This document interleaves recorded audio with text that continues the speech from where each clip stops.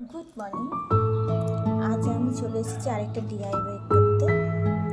ওর জন্য চাই একটা বটল, এমটি বটল, একটা চাই নাইফ আর একটা সিজার। এগুলো চাই। এটাকে আমি এখানে ড্রয়িং করে নিয়েছি, একটুখানি হয়তো দেখতে পাচ্ছি। এই যে দাগ দিয়ে নিয়েছি আমি, এখান থেকে এরকমভাবে দাগ দিয়েছি, পুরোটা কিছুটা জায়গা ছেড়ে দিয়েছি, যেমন এই জায়গাটা আমি ছেড়ে দিয়েছি, এইটুকুনি জায়গা পোর্শন আমি ছেড়ে দিয়েছি। এই জায়গাটা কাটবো না, বাকি এই জায়গাটাকে আমি কেটে নেবো। যে স্কোয়ার মতো করে এইখান থেকে নিয়ে মানে দু সাইডের এই পোর্শন আর এই পোর্শন থেকে যাবে, বাকি এইটুকুনি জায়গা আমি কেটে নেব। চলুন।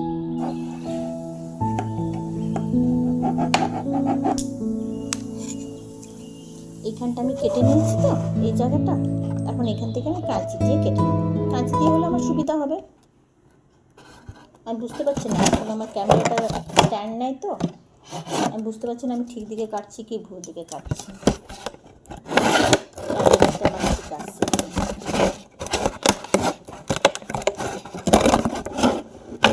একেবারে কেটে দেবো,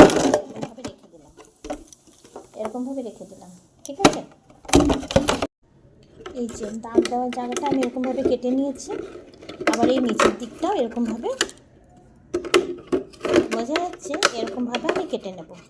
ঠিক আছে, এটা পুরোটা কাটা হয়নি, এটা পুরোটা কেটে নিই, তারপর আসছি।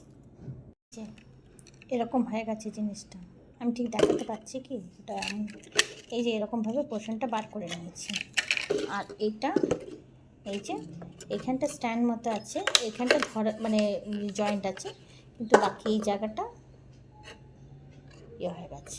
এটা আমি কি করব, টপ বানাবো। কেমন করে না, এরকমভাবে দু সাইডে দুটো ভাবে, কারণ আমার গাছ বেশি হয়ে যাচ্ছে কিন্তু জায়গা কম পড়ে যাচ্ছে, সেই জন্য আমি এরকমভাবে এটাকে করব। দেখা যাক, চিন্তা করছি একরকম হয় কি না।